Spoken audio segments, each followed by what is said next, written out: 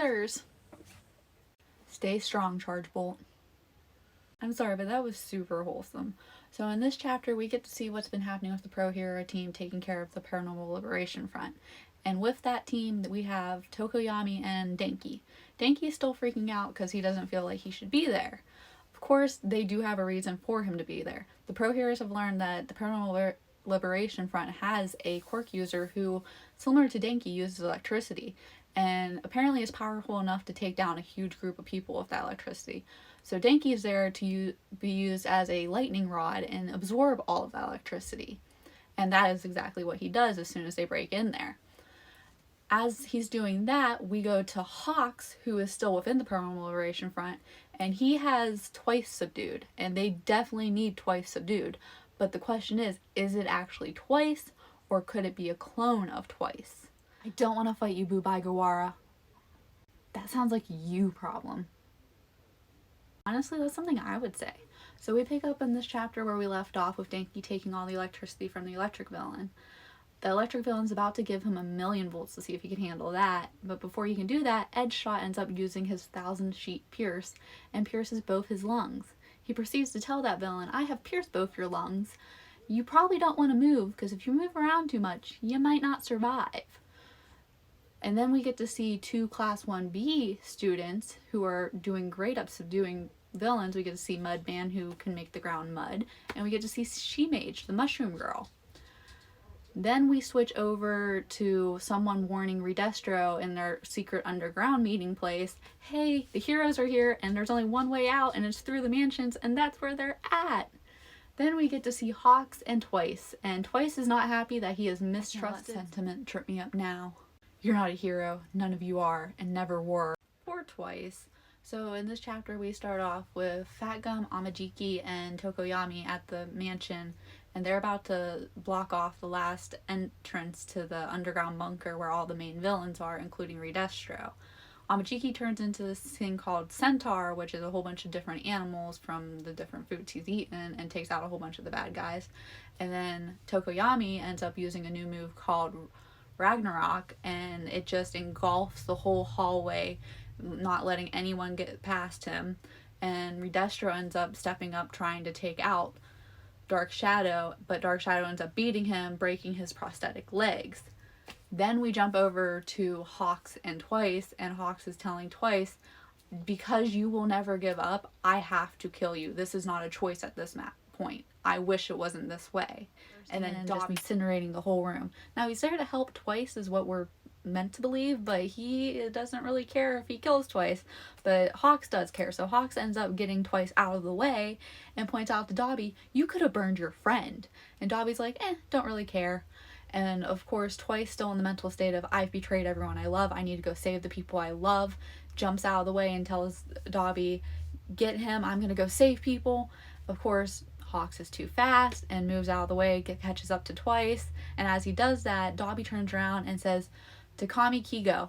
And Hawks is like, how does he know my real name? Then we switch over to Twice saving Mr. Compress and Toga, and after he saves them from the hero, he starts to kind of melt away, and he starts talking about how he really has had a blessed life.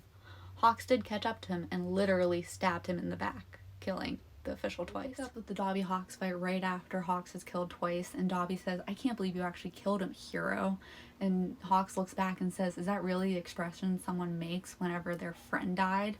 And Dobby's like, your words hurt. My tear ducts are burnt. I can't cry. I am heartbroken.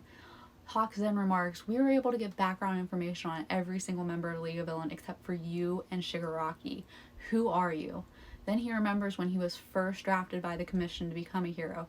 He was quite a young boy and he was stripped of the name Takami Kigo from the beginning. So how did Dobby know that name? Then we go over to Mirako, who is still fighting the Nomus in the hospital, but realizes her main goal is to get to the doctor. So she starts chasing after the doctor. And Nomu ends up stopping her, trapping her, almost taking her out, but then Endeavor jumps in and saves her, while Tokoyami jumps in and saves Hawks. Hopefully. Oh God, I can't believe Dobby just killed Tokoyami. I'm just kidding. We don't get to see that this week, but maybe next week. This week we're focusing on the hospital. We're focusing on Endeavor, Mirako, Aizawa, and Mike. So in this chapter, we see that Crust isn't able to defend off all the no moves because their regeneration is way too quick for him. So whenever Endeavor shows up, he's like, well, you just gotta kill him quick. And we also get to see that Aizawa's quirk is actually working on the no moves. He's actually able to stop their quirks, which I don't think was possible before. That wasn't something he could do with the original no moves. So it'll be interesting to see how that happened. We also get to see Mirako making into the doctor's lair with Shigaraki's tube, and Mirako is like, my bunny instincts just kicked in, and so she goes and swings at the tube and actually breaks it and lets out Shigaraki, and when Endeavor catches up to her, she says, you have to kill him, you have to kill the evil. Mike, go ahead without me, I'm counting on you. And Mike does not let us down. So we start off this chapter with Endeavor catching Mirako just after she kicks Shigaraki's vat, and she has a huge gaping wound that Endeavor's like, I'm gonna shear shut for you. As he's doing that, Mirako radios to everyone saying, hey, Shigaraki isn't the same type of villain anymore. We can't let him wake up. We have to take him out. So we jump over to Aizawa and Mike, who we last left in the halls taking on 3 Nomu. Aizawa still has the 3 Nomu in his gaze, but 1 Nomu did get away. So he's like, I can't let these 3 go. I have to let every other hero go ahead of me so they can deal with this problem.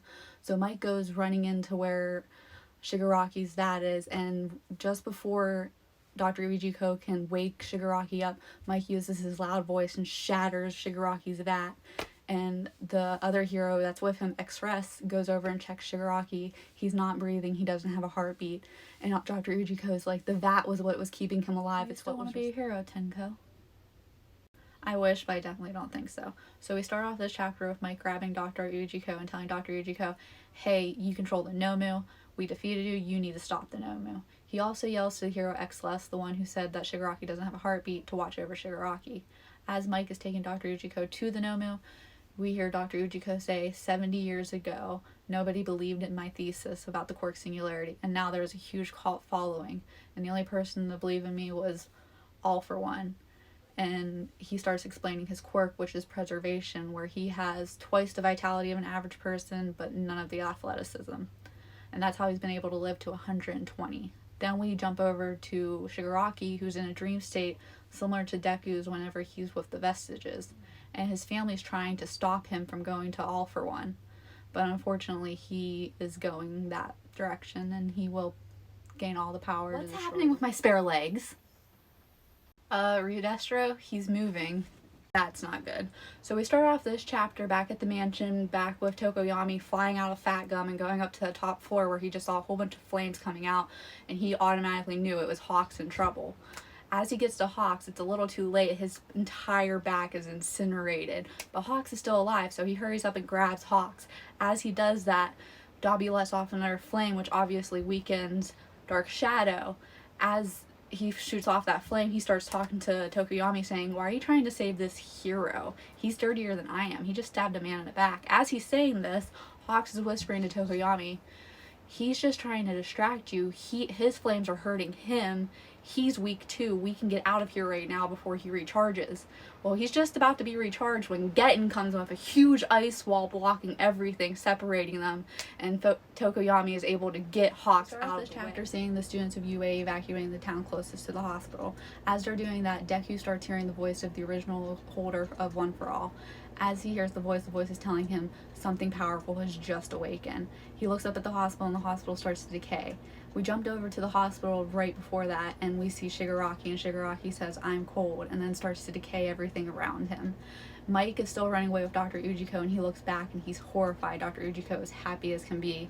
And then Gran Torino comes in and he says, this is the only thing we didn't plan for was the enhancement of his decay quirk. So he carries Mike and Dr. Ujiko away, and then we jump to Aizawa still fighting the Nomu with Crust. The Nomu starts to decay. Aizawa grabs onto Ryoko, but unfortunately Crust decays. Then we see Endeavor carrying Mirako away, and then we see the whole hospital start to decay and all the grounds leading up to the town decay. And then we see Deku coming in with a St. Louis smash, which seems to slow it down, but that's how it ends. So next week's going to be insane.